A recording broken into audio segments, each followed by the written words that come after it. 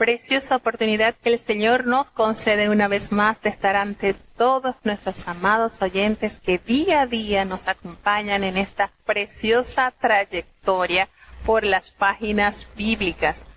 Vamos entonces a emprender los salmos que corresponden el día de hoy, cortitos, el Salmo 133 y 134, y 135, cortos, el Salmo 133 y el 134, pero cuán sustanciosos son. Vamos a escuchar atentamente para deleitarnos en su palabra. Salmo capítulo 133. Mirad cuán bueno y cuán delicioso es habitar los hermanos igualmente en uno. Es como el buen óleo sobre la cabeza, el cual desciende sobre la barba de Aarón, y que baja hasta el borde de sus vestiduras, como el rocío de Hermón, que desciende sobre los montes de Sión, porque allí envía Jehová bendición y vida eterna. Cortitos, breve, pero cuán hermoso son estos salmos, cuánta bendición. Y bueno, este Salmo 133, saben que lo escribió el cantor de Israel, ¿verdad? Es un cántico gradual del rey David y nada expresa, su centro está evocado en la bendita unidad del pueblo de Dios. ¿En qué momento le escribió David si cuando estaba huyendo de Saúl y habitaba con esos 600 hombres quienes lo ayudaban, o cuando ya estaba instalado en el palacio? No lo sabemos.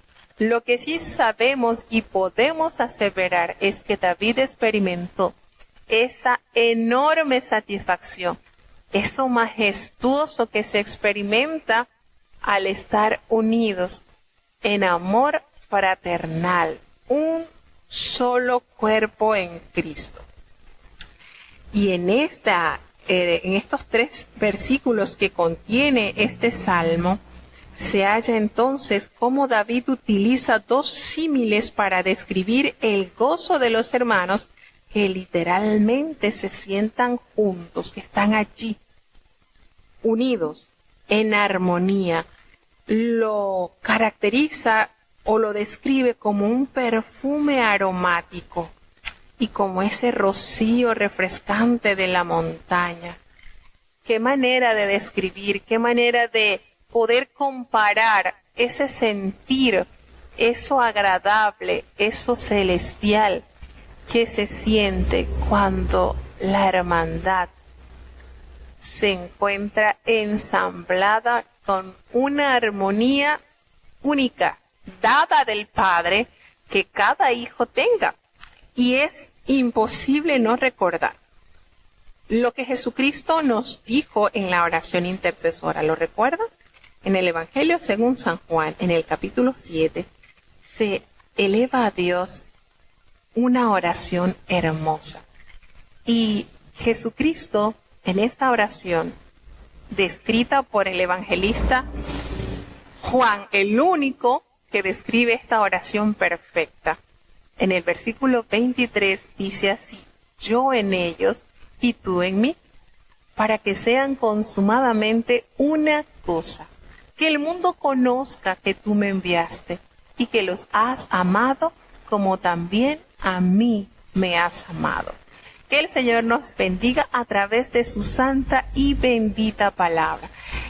Nótese cómo David usa estas similitudes para referirse a los resultados gratificantes que ejerce la unión entre los hermanos en la fe, los hermanos carnales.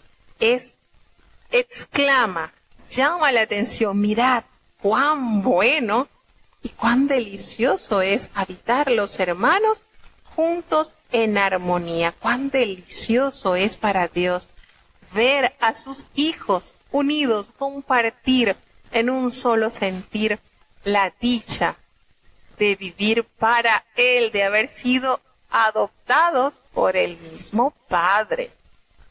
Nos dice en este salmo que lo asegura, lo relaciona y lo describe tan hermoso como ese óleo que no puede pasar desapercibido, porque al instante el olfato percibe ese grato perfume. Y lo describe como ese buen óleo que se desliza sobre la cabeza. ¿Y quién será la cabeza o quién es la cabeza del pueblo de Cristo? Jesucristo. Entonces aquí podemos adoptar la interpretación cuando la hermandad se haya unido en amor.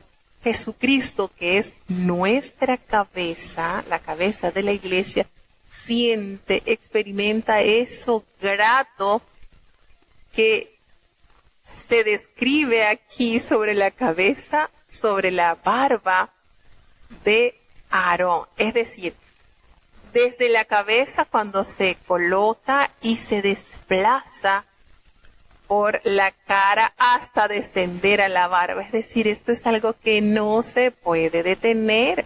Esto sencillamente va a fluir y va a extender la grandeza de ese olor, el beneficio.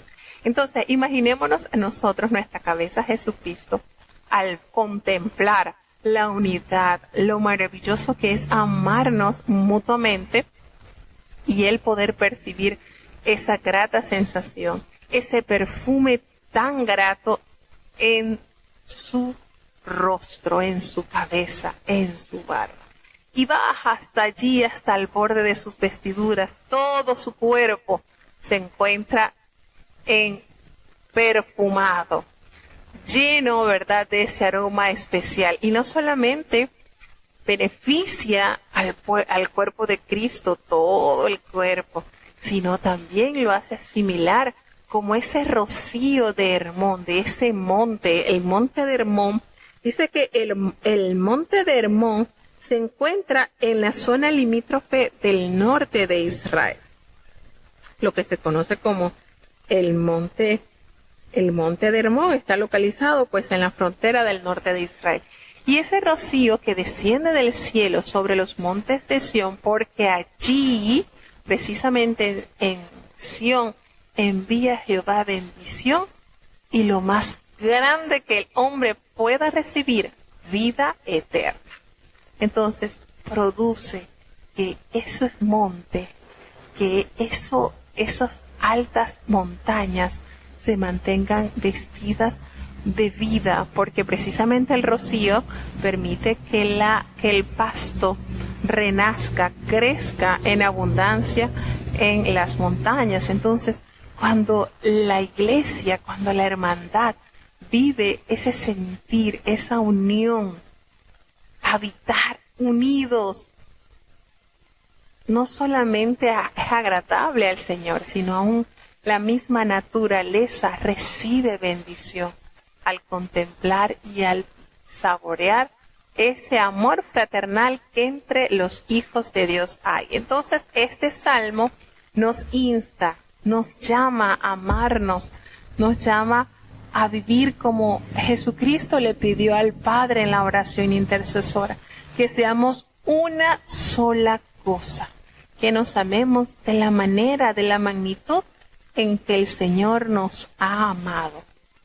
Donde hay amor, no hay espacio para el enojo ni para el rencor, porque el amor hinche todo sentimiento y no hay espacio para nada de esos argumentos y esas malicias que el enemigo trata de minar en el corazón de la hermandad. Y voy a hacer un pequeño paréntesis acá, haciendo referencia a esto, cuán importante es que usted vea a su hermano y lo vea de la manera que Cristo lo ve. Un alma con un elevado valor. Cuando nosotros aprendemos a ver a nuestros hermanos así, no le vemos defectos, le vemos el alto precio que costó redimir su alma. Y recuerdo que hace un tiempo atrás, estando en Venezuela, compré un libro que me gustó, el título pues, me gustó y lo leí. El título del libro es de sacerdote del diablo a ministro de Dios. Así se titula el libro. Y me llamó la atención y lo compré. Y para hacerle resumido el libro de lo que trataba de un joven que fue muy rebelde y a los 17 años se fue de su casa y cae en manos de una persona que tenía prácticas de la magia negra. Lo instruye y lo lleva a que haga pacto con Satanás. Allá en Venezuela hay unas montañas que se llaman las montañas de María Leonza. Esas son unas montañas donde allí se practican y se hacen cultos a Satanás de un nivel, muy, muy elevado. Y ese joven decide ir a esas montañas. Cuando ellos van a entrar a esa montaña, les cubren la cabeza para que ellos no sepan el camino a donde los van a llevar. Y en ese lugar ellos hacen el pacto con el diablo. Él hizo el pacto temporal, porque está el pacto temporal y el pacto definitivo. Junto con él hicieron el pacto 2 mujeres más. Estas mujeres hicieron el pacto definitivo, él no, él lo hizo temporal. Resulta que a las 2 semanas esas mujeres murieron en un accidente, perdieron sus almas. Él no.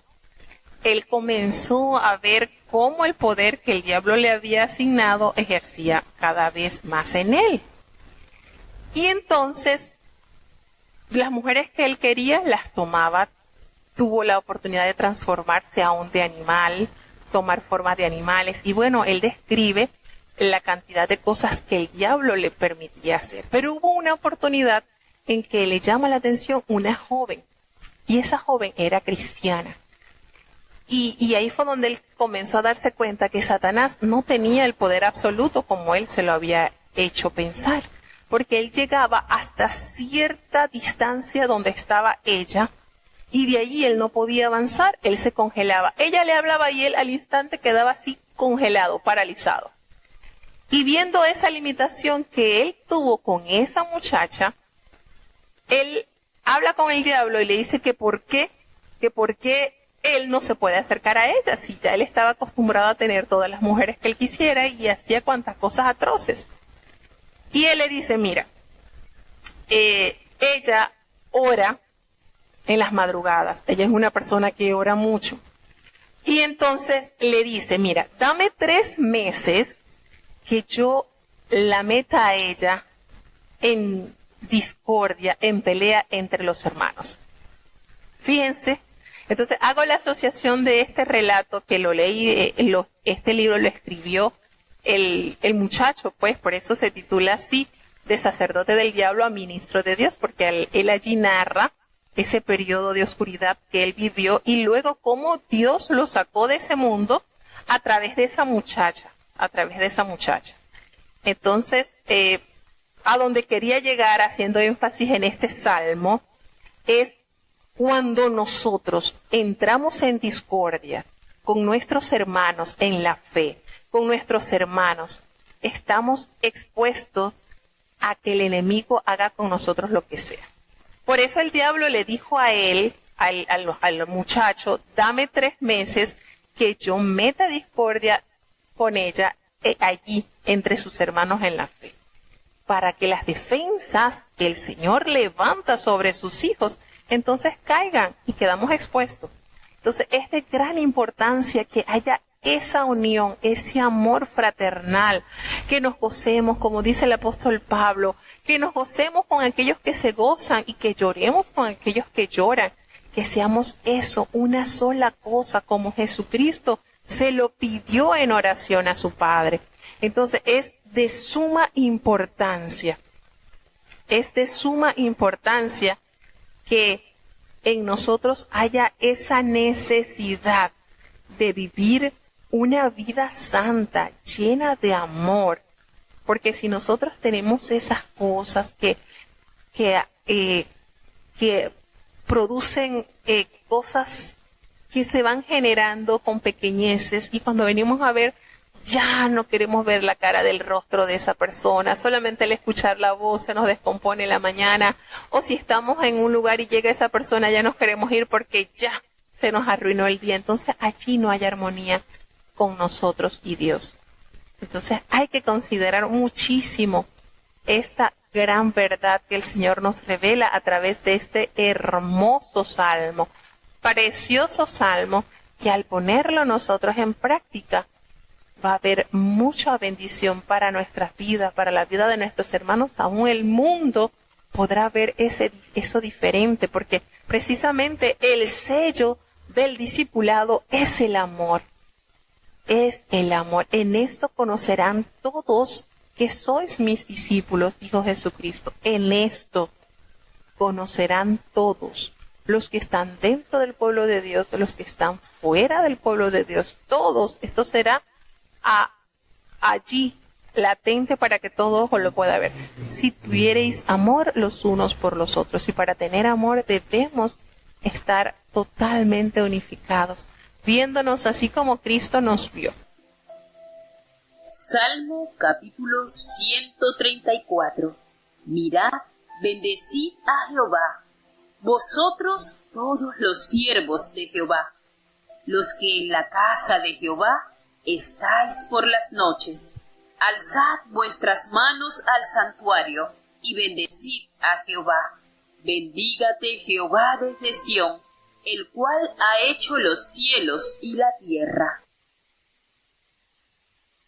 Bueno, tenemos otro salmo que, a pesar de ser solamente de 3 versículos, nos revela grandezas también, como le hemos dicho, ¿verdad? No importa, en la Biblia no importa el tamaño, es la esencia de lo que en ellos nos comunica. Y tenemos en este Salmo 134, no sabemos el autor, pero allí en esos versículos detalla a Jehová alabado de noche en su casa, cuando el pueblo de Dios se reúne a adorar a Dios. Bendecid a Jehová vosotros todos, los siervos de Jehová, todos, que no se quede uno sin exaltar la grandeza y la pureza de su amor. Allí los que en la casa de Jehová estáis por la noche.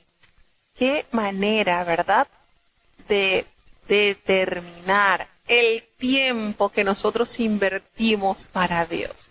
A veces nos ataca el cansancio, a veces nos atacan los compromisos, pero qué hermoso nos detalla este salmo, que aquellos que están en la casa de Jehová allí por las noches, alzad vuestras manos al santuario y bendecid a Jehová.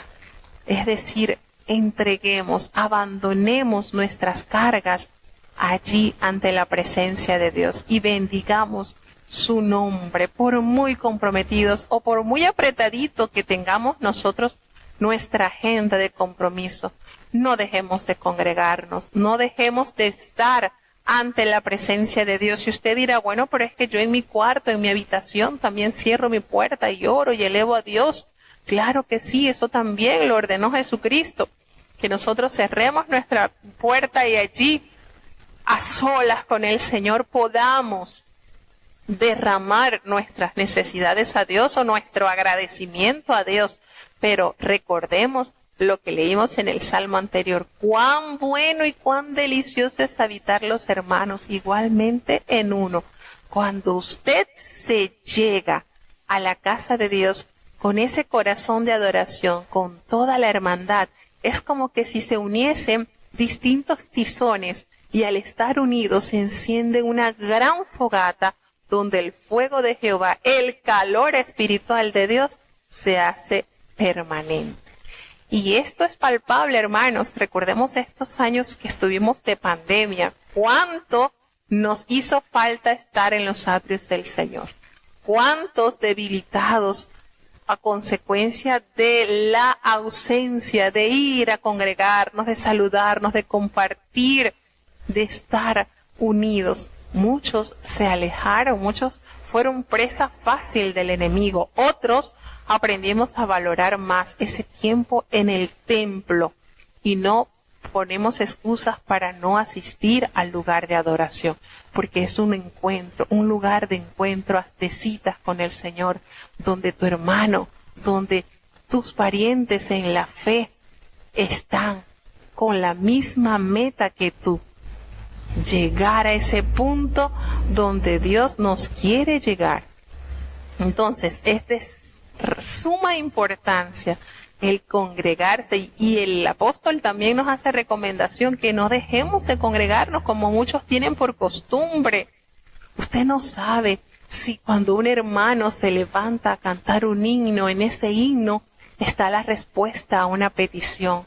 Usted no sabe si en una oración elevada a Dios de uno de sus hermanos, de sus hermanas, puede llegar a sentir esa paz y ese alivio que tanto anhela su alma. Usted no sabe si en un escrito, si en la predicación, si en una historia bíblica narrada por los niños, Dios le dé a usted lo que tanto su alma necesita. Entonces, no dejemos de congregarnos.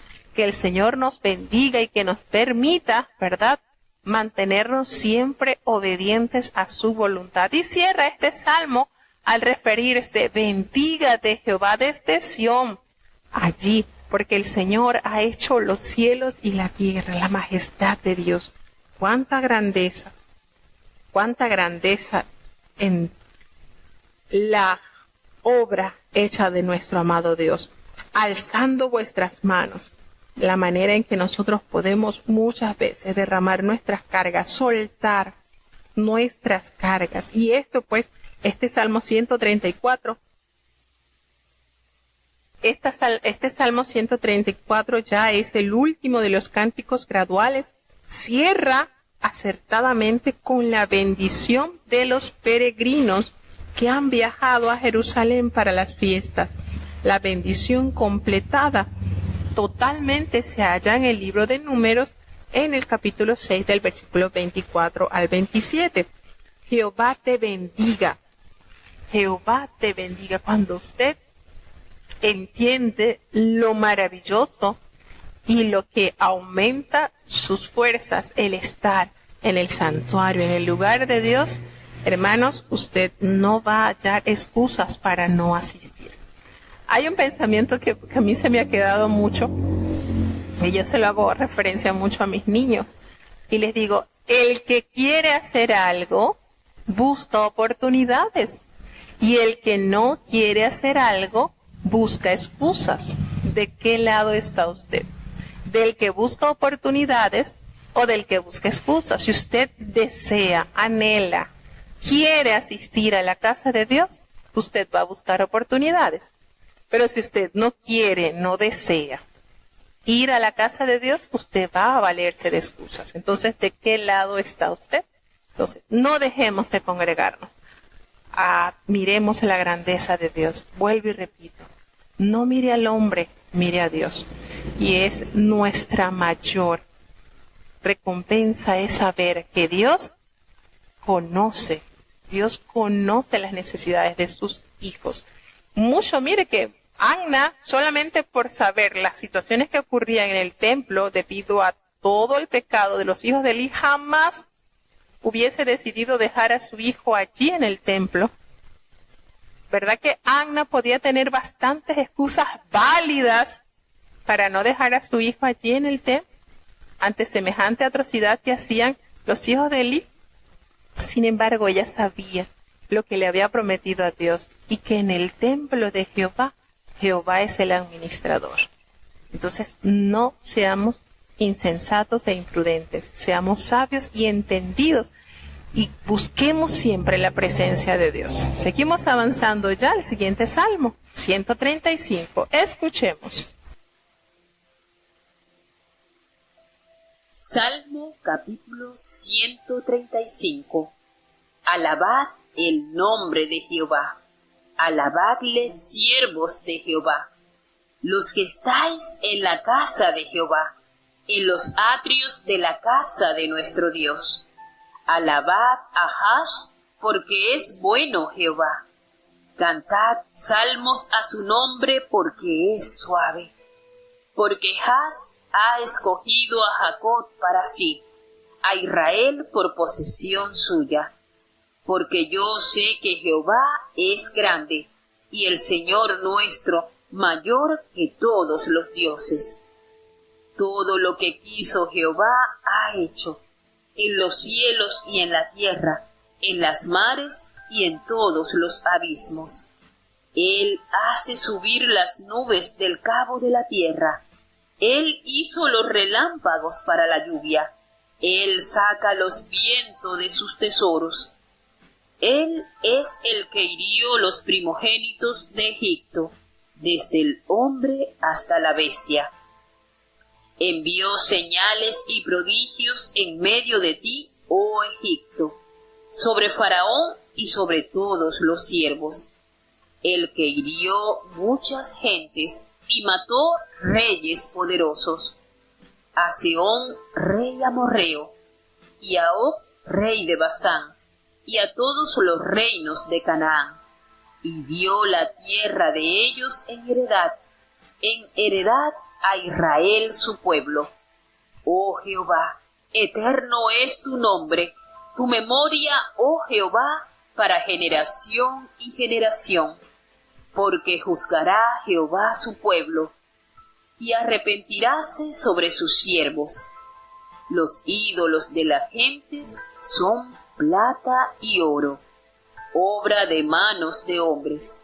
Tienen boca y no hablan, tienen ojos y no ven, tienen orejas y no oyen, tampoco hay espíritu en sus bocas. Como ellos son los que lo hacen, todos los que en ellos confían. Casa de Israel, bendecid a Jehová. Casa de Aarón, bendecid a Jehová. Casa de Leví, bendecid a Jehová. Los que teméis a Jehová, bendecid a Jehová. Bendito de Sión Jehová, que mora en Jerusalén.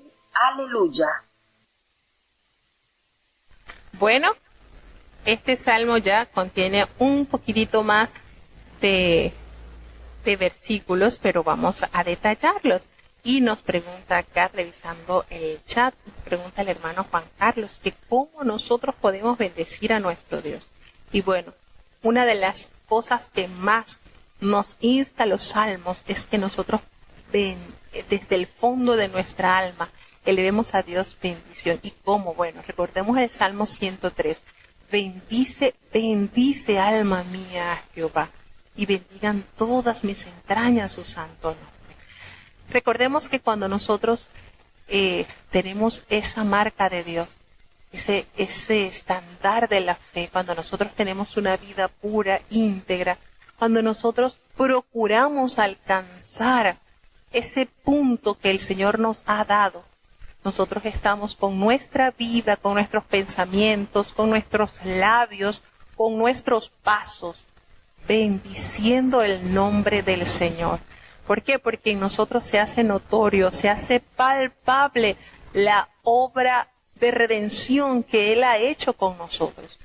¿Quiénes son los que bendicen a Jehová? Esa alma agradecida, esa alma que reconoció de qué lugar el Señor lo sacó o la sacó. Y en nosotros no está el mirar para atrás, como dijo Jesucristo. Cuando nosotros miramos para atrás, no nos hacemos no aptos para entrar al reino de los cielos. ¿Y cómo es mirar para atrás? Si el Señor nos sacó del lodo, del fango, del pecado, de allí nos trajo, nos lavó, nos santificó. ¿Cómo bendigo yo al Señor por eso que Él hizo en mi vida? No a pagarlo, porque jamás podremos pagar la salvación. No, nunca, jamás podemos pagar la salvación. Pero cómo bendecimos, cómo agradecemos, cómo hacemos notar efectivamente ese agradecimiento y ese temor reverencial, porque es un temor reverencial, a través de la vida pura y santa que debemos llevar. Cuando usted camina conforme a la ley del Señor, cuando usted se deleita en obedecer, en guardar su palabra, en elevarle a Dios la más linda oración, la más hermosa alabanza, y no porque tengamos una voz bonita, pero cuando usted lo hace reconociendo la grandeza y la majestad de Él, su alma bendice a Dios, su espíritu se regocija en Él. Y esto, por supuesto, es tomado de parte de Dios como un olor grato ante su divina presencia. Entonces, ¿de qué manera bendecir a Dios? Viviendo conforme a su voluntad, que nuestros actos sean enteramente dirigidos por Él y para Él. Que nosotros el caminar, mire, esto es tan completo, que cuando nosotros bendecimos a Dios en nuestras vidas, esto abarca todo, hermano, abarca nuestra conducta, abarca nuestro vocabulario, abarca nuestra vestimenta, abarca nuestro modo de alimentación, todo. El Señor está íntegramente en nuestras vidas. El Señor ha sido tan, pero tan detallista con sus hijos, que Él se preocupa por cómo vestimos, cómo comemos, qué comemos. Todo, hermano, esto abarca todo. Pero cuando usted entiende que su Padre, Dios, está al tanto de todo esto y detalladamente cuida cada detalle, usted se deleita en obedecerlo. Y su vida, viviendo a la voluntad de Él, bendice el nombre de Jehová, porque en usted van a ver la esencia de Dios en su vida. Espero que me haya entendido, hermano. ¿Me expliqué o no me expliqué? Usted me dice. Así que, bueno, seguimos entonces con este hermoso salmo, el Salmo 135, que tampoco dice quién haya sido el autor. Sin embargo, es un salmo de alabanza a Dios en la creación y la redención. La redención, ¿ustedes saben qué es eso? Redimir, pagar un precio para obtener algo. El Señor pagó el más alto precio para redimir nuestras almas. Tenemos entonces en este precioso Salmo 135 que eleva a Dios. Alabad el nombre de Jehová, alabadle. ¿Quiénes? Los siervos de Jehová, aquellos que han entendido la grandeza y la majestad de su magnificencia, los que estáis en la casa de Jehová, en los atrios de la casa de nuestro Dios. Qué grato, hermano. Vuelve este salmo a instar la importancia, la relevancia del compromiso de los hijos de Dios a estar en sus atrios, en su templo, adorándole en la hermosura de la santidad. No caigamos en ese error de que yo le alabo a Dios donde estoy. Si usted donde vive tiene el lugar de adoración para irle a entregar al Señor su mayor inversión. Miren, hoy en día el tiempo es tan, pero tan limitado que nuestra agenda a veces está apretadita y a veces dejamos de último asistir al templo o hacer alguna actividad que la iglesia, el pastor ha organizado. Lo dejamos como que si acaso tengo tiempo, pero no. Cuando usted a Dios le da la primicia, usted puede llegar temprano a su trabajo, pero no llega temprano al templo. Y sucede, hermano, en repetidas oportunidades sucede. Pero qué bonito cuando usted está tan al tanto de que a Dios tempranito. O sea, usted está viviendo un idilio de amor con Dios. Y eso se echa de ver. Eso usted no tiene ni que publicarlo por el Facebook. Eso se echa de ver, esa pasión con que usted llega al templo, trae una alabanza y si no canta, pero canta con la congregación de los santos, une su voz a la voz de los salvados. ¿A quiénes dice la palabra de Dios? Allí, a los siervos de Jehová, alabad. ¿Saben por qué? Porque Jehová es bueno y nos insta a cantar salmos a su nombre, porque es suave la alabanza a los oídos del Señor, es suave y agradable a los oídos del Señor escuchar a su pueblo, reconocer su grandeza, reconocer su majestad, reconocer cuán amable es la morada del Dios de Jacob. Entonces, bajo ese concepto, cuando usted entiende eso, hermano, a usted no le importa quién canta, si canta bonito, canta, pero usted va a estar concentrado en ese mensaje que el hermano o la hermana está cantando, y allí hay porción para usted. Entonces, estos salmos instan a la necesidad del alma de estar reunidos en la casa del Señor. Alabadle, porque Jehová ha escogido a Jacob para sí, a Israel por posesión suya. Y nosotros, bíblicamente, el apóstol Pablo nos ha dicho que nosotros somos adoptivos, somos el Israel adoptivo, pasamos a ser el injerto allí. Nosotros pasamos a ser, no por obras de justicia, sino por su grande e inmensurable amor que ha tenido para con sus hijos. Entonces, esto es de suma relevancia para los hijos de Dios, porque Jehová es grande, Él es nuestro Señor y es mayor que todos los dioses, como lo dice el Salmo 115, los dioses son obras de hombre, ellos tienen ojos, pero no ven, tienen oídos, pero no oyen, tienen pies, pero no caminan, la gente tiene que llevarlos cargados, porque no tienen la capacidad de caminar, son obras de hombre, pero nuestro Señor es grande, es mayor que todos los dioses, porque el Señor todo lo que quiso hacer, lo hizo. Hizo los cielos, hizo la tierra, hizo los mares y todos los abismos. La majestad de su creación nos detalla la grandeza de su amor. Él hace subir las nubes de allá del cabo de la tierra y hace los relámpagos para la lluvia. Y Él saca los vientos de sus tesoros. El Señor tiene de sus tesoros, envían los vientos. Y nos benefician los vientos, por supuesto, la naturaleza, todo esto. Entonces, en este salmo se detalla la relevancia de la adoración dentro del pueblo de Dios, en la casa de Dios.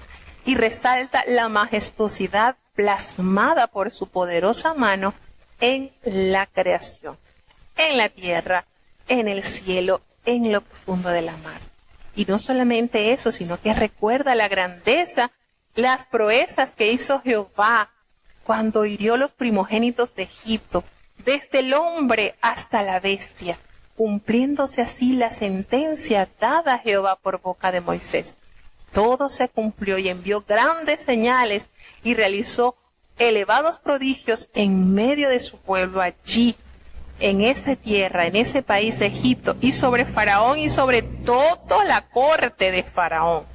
Hirió tanta gente y mató tantos reyes poderosos que eran más diestros, más numerosos que el pueblo de Israel, pero que estaban llenos de abominación y pecado. No veamos, una de las cosas que yo aprendí a corregir cuando yo desde jovencita comencé a leer la Biblia, pues yo me bauticé a los 17 años. Y yo leía el Antiguo Testamento, a mí no me gustaba leer el Antiguo Testamento. Los libros históricos yo lo veía muy sangriento. Y yo, en mi mente, pues, en mi inexperiencia, yo veía a Dios como un Dios castigador, como un Dios implacable, lo veía así, porque cuando yo leía esas frases que le decían al pueblo, mata todo meante, no dejes nada. Dios mío, eso a mí me horrorizaba imaginar que Dios tuviera esa templanza, ¿no? Pero a medida que fui leyendo, el Señor me fue abriendo un poquito más el entendimiento y comprendí que Dios abomina el pecado. Y después empecé a detallar esos versículos en los cuales Él decía la razón por la que esa gente iba a ser exterminada, porque el pecado había sido tan grande que había subido a las alturas, es decir, llegó a un límite, pero tan fuerte, que no tocó otra cosa que raer. Lo hizo en el tiempo cuando ordenó a Noé construir el arca. Imagínense cuánto sería la población de todo el globo terráqueo, que solamente 8 personas fueron salvas. El resto toda pereció ahogado. Entonces el Señor aborrece el pecado. ¿Qué pasaron con estas ciudades? Que el pecado era tan pero tan elevado que fueron raídas prácticamente porque a fuego y azufre las consumó. Y solamente se salvó una porque habían 5 en lista. Estaba Sodoma, Gomorra, Adma, Zeboim y Zoar. Y se salvó Zoar porque Lot le pidió al ángel que le permitiera esconderse en esa ciudad porque veía que no le iba a dar tiempo para llegar a los montes. Por esa petición Zoar se salvó. Entonces cuando nosotros yo después empecé a leer y como que Dios me empezó a abrir ventanita y entendí, Señor, es que tú eres justo y tú abominas el pecado. Y el Señor siempre ha buscado los medios para comunicarnos y lo podemos palpar. Él se preocupó por aquella gran ciudad Nínive, capital de Asiria. Era un pueblo malo y sin embargo allá envió a su profeta, porque ya estaba el hacha puesta sobre la raíz de ese árbol. Sin embargo, la misericordia de Dios fue con esa ciudad y le envió al profeta, pese a que el profeta jamás tenía la disposición y la buena voluntad de asistir. El Señor entra en conflicto con Jonás, porque Jonás conocía tanto el amor de Dios que en su capacidad decía, si yo les digo a esta gente que los va a destruir Jehová y se arrepienten, Jehová es tan bueno que los va a perdonar. Y eso era lo que se resistía y eso era el temor de Jonás, porque precisamente ese pueblo le había hecho mucho daño al pueblo de Israel. Claro, Israel no estaba caminando con la ordenanza del Señor. Entonces, pero eso es para que notemos la diferencia. Al principio yo, cuando leía en los libros históricos, cuando Josué, la orden es llega, rae todo, que no quede ni un meante, o sea, toda vida debía quedar raída. Yo veía a Jehová como que, pero después entendí que Dios es amor, sí, pero también es juez justo de la tierra. Y como dice la palabra del Señor, el Señor a todos nos dará el justo pago. Vida a aquellos que perseverando en el Señor, conscientes de su salvación, persisten, insisten en vivir agradable a su voluntad. Pero también castigo eterno a aquellos que procurando, teniendo la oportunidad de vivir una vida santa, dieron las espaldas. Entonces, Dios es amor, sí, eso es una verdad que nunca podremos olvidar. Pero hay otra cara también. El Señor es juez justo, es fuego consumidor. Jesucristo dijo, el que sin ley pecó, sin ley será juzgado. ¿Cómo va a ser eso? Bueno, de acuerdo a sus hechos. Pero el que conociendo la ley,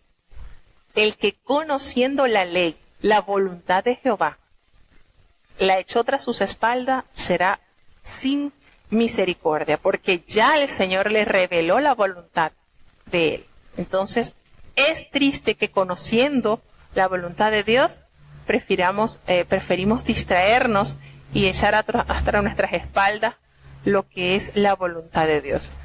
En el hombre uno dice, les comentaba en estos días a los niños, le decía, el hombre muchas veces se vale de la corrupción para hacer cosas y para entrar desapercibido o hacer algo, pero con el Señor no será así. Porque en la vida eterna no la tendrá el que ha hecho, aquí en Panamá le dicen el juega vivo. El juega vivo es que tú eres más habilidoso que los demás y ganas o haces o consigues aun cuando no lo merecía. Entonces aquí le dicen el juega vivo, ¿no? Que voy a jugar vivo pero igualito voy a tener la salvación. No, eso es lo bueno. Con el Señor así no funcionan las cosas, porque el Señor pesa nuestros corazones, sabe quiénes somos, cómo actuamos. Y una de las cosas más lindas que nosotros podemos palpar en eso es la carta que el Señor le envió a cada iglesia, a esas 7 iglesias del Apocalipsis. Usted nota allí cómo el Señor conoce todo, y lo describe y le dice, mira, tienes esto, estás fallando en esto. Si tú no corriges aquí, no vas a tener lo que te prometí. Entonces tenemos que ser cuidadosos. Tenemos que ser muy cuidadosos en eso, porque el Señor nos ama. De eso no podemos tener duda. Pero así como Él entregó todo por nosotros, Él espera que nosotros entreguemos todo por Él. Así como Él dio lo más, despojó el cielo de lo más valioso, su Hijo, y lo entregó por nosotros, Él también espera que nosotros despojemos de nuestra vida lo más vil y lo peor que tengamos de nuestras vidas, para poder ser agradables a Él. Es decir, Él hizo su parte, ahora queda de nosotros hacer nuestra parte también. Y lo que nos falte, entonces el Señor, en su amor, lo completará porque Él es nuestro abogado. Ahorita Jesucristo es nuestro abogado. Ahorita. Ahorita es nuestro abogado, quien nos defiende, quien está intercediendo por nosotros. Ahorita. Pero llegará el tiempo, cuando ya sea el final de los tiempos, que ya no será nuestro abogado. Será entonces, entrará nuestro juez. ¿Y quién podrá mantenerse en pie, hermanos? Entonces, hay que meditar mucho en esto. Hay que meditar mucho en esto. En este salmo, él hace un recordatorio de las grandezas que hizo Jehová en medio de su pueblo, como a Sehón, el rey de los amorreos, como a Og, rey de Basán, y todos los reinos que ocupaban Canaán fueron despojados de todas esas tierras por su pecado, no porque el Señor haya sido injusto y ellos vivían conforme a la voluntad de Dios, pero le cayó bien Israel, entonces los sacó a ellos y ubicó a Israel. No, el Señor no funciona así. Ellos fueron perversos. Estos habitantes de los cuales Dios los despojó usó de herramienta a Israel para limpiar la tierra. Pero no fue que Dios, que agarró y desocupó la tierra, estos pobres habitantes que eran buenos, que eran bondadosos. No, eso no fue así. El Señor sabe y pesa los corazones. Esta gente que habitaba allí en Canaán llegaron a tantos niveles de maldad que el Señor decide limpiar la tierra y usa a Israel como el instrumento para limpiar la tierra de esos pecados. Y le dio entonces en herencia la tierra a los israelitas. Sin embargo, los israelitas también cayeron en pecado. Hicieron prácticas y abominaciones que ya también hacían esta gente. Llegaron a pasar sus hijos por fuego, llegaron a adorar cuanta cosa, llegaron a tener perversidades sodomitas dentro del templo de Jehová, lo dice la palabra de Dios. ¿Y cuál fue el pago también a los israelitas? También fueron sacados de la tierra. ¿Por qué? Porque Dios cumple lo que promete y por boca de Moisés le había detallado al pueblo de Israel qué sucedía si ellos fielmente guardaban el pacto con su Dios o liberalmente lo quebrantaba. Y el Señor es un caballero tan transparente que antes de firmar contrato él le lee a usted las cláusulas una a una y ninguna deja por fuera. Se las lee detalladamente para que usted esté anuente lo que está haciendo. Y así lo hizo el Señor. Precioso, nuestro Dios es un caballero hermoso, legal, transparente. Sucedió, ellos quebrantaron el pacto, el Señor con mucho amor y mucha misericordia los castigó. 70 años estuvieron en el exilio, regresan como el Señor se los prometió y luego ellos vuelven entonces a ser, en el año 135 después de Cristo, los judíos salen de Palestina y lo que se conoce pues como la diáspora. Y más de 1800 años estuvo el pueblo de Israel sin un territorio. Estuvieron por distintas naciones como Jehová lo había pronunciado por boca de Moisés. Ustedes saben qué milagro tan grande es esto, que una nación haya estado por más de 1800 años errantes por distintas naciones y hayan mantenido su cultura. Esto es un milagro, hermanos. De verdad, esto es... O sea, cuando uno empieza a leer sobre lo que Dios en este pueblo ha hecho, Israel, el pueblo de Israel es la evidencia más palpable que los cristianos tenemos de la existencia de Dios. Esto es hermoso. Conocer de esto es hermoso. Uno cae postrado a los pies del Señor y Señor, tu palabra es tan fiel, tu palabra es tan verdadera que es escudo. La palabra de Dios es escudo. Cuando usted se apodera de ese escudo, hermano, los dardos que le arroja el enemigo no le van a herir. Porque cuando el enemigo venga a decirle, a susurrarle, mire, la palabra de Dios lo protege. Y qué hermoso es cuando usted se deleita en conocer la palabra de Dios. Entonces hay grandeza en ver a Dios a través de su palabra. Hermoso. Este salmo le recuerda al pueblo todo lo que él había hecho con sus hijos. Jehová, eterno es tu nombre eterno, tu memoria, Jehová, es para generación y generación, porque tú juzgarás a tu pueblo. Y es una verdad, el Señor es juez justo de la tierra. Él es fiel, su palabra es eterna, tiene cumplimiento. Debemos acercarnos a Él confiados. El Señor cumple, hermano, cumple con su galardón, pero también cumple con su sanción.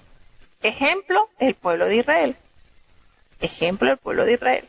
Es su heredad, es su especial tesoro, es su pueblo singular. Pero cuando se ha portado como no debe portarse, el Señor lo ha disciplinado. ¿Y usted cree que no hará con nosotros lo mismo si nosotros somos sus hijos y le amamos y Él nos ama? Lo va a hacer también. Entonces el Señor juzgará, Jehová es su pueblo, Él juzgará a su pueblo y arrepentiráse sobre sus siervos, porque Dios es un Dios de amor y misericordia, pero quiere de nosotros frutos, hermanos, frutos. Él no quiere ver un árbol frondoso solamente llenos de hoja, no, pura apariencia, pura fachada, no. El Señor no quiere eso. El Señor quiere cosechar frutos, lo más lindos, lo más ricos, los más saludables frutos quiere hallar en nosotros. Entonces, los ídolos de la gente, ¿qué son? Pues son metales, plata, oro, obras de mano de hombres. Eso es, recordando lo que nos dice el Salmo 115, ellos tienen boca pero no hablan, tienen ojos y no ven, tienen orejas pero no oyen. Tampoco hay en ellos espíritu, no lo hay. Entonces, ¿por qué claudicar? Ahorita nosotros podemos decir, bueno, pero nosotros no tenemos un ídolo ni adoramos a nadie así. Hermano, ahorita podemos idolatrar nuestro carro, idolatrar nuestra casa, idolatrar nuestros hijos. Ahorita podemos idolatrar, ¿qué les puedo decir? Las vanidades. Hay tantas cosas que el enemigo sutilmente está acechando al pueblo de Dios para hacerlos caer en el pecado y hacerlos sentir que están caminando bien. Hay que estar muy apercibidos. Así que así como son ellos, son todos los que confían en los ídolos. Entonces, ¿cuál es la demanda en este salmo? Casa de Israel, bendecida a Jehová. ¿Cómo lo van a bendecir? Obedeciendo, haciendo su voluntad. El Señor no quiere fachada. El Señor quiere una verdadera adoración, obediencia, amor. Casa de Leví, el sacerdocio, bendecida a Jehová. Los que teméis a Jehová, bendecida a Jehová. Bendito de Sión, Jehová, que mora en Jerusalén. Aleluya, la más grande expresión de amor. El Señor quiere que su pueblo esté confiado en Él. Sus promesas son verdaderas, son eternas, entonces ¿por qué dudarlas? Hay tanto, hermano, de lo cual nosotros nos podemos deleitar. Hay tanto. Es impresionante, de verdad, cuando usted se aferra a las cosas de Dios, cuando usted se afirma en hacer la voluntad de Dios, hermano. Si hay algo que el enemigo le teme, es cuando usted rechaza la oferta de Él por estar lleno de Dios. Cuando usted conoce la voluntad de Dios y usted se aferra a eso, el enemigo saquea donde hay riqueza.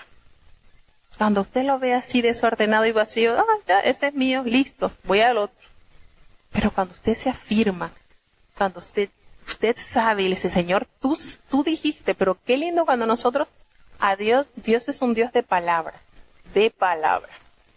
Cuando usted dice, Señor, tú me dijiste esto, y yo he confiado, y yo he cumplido.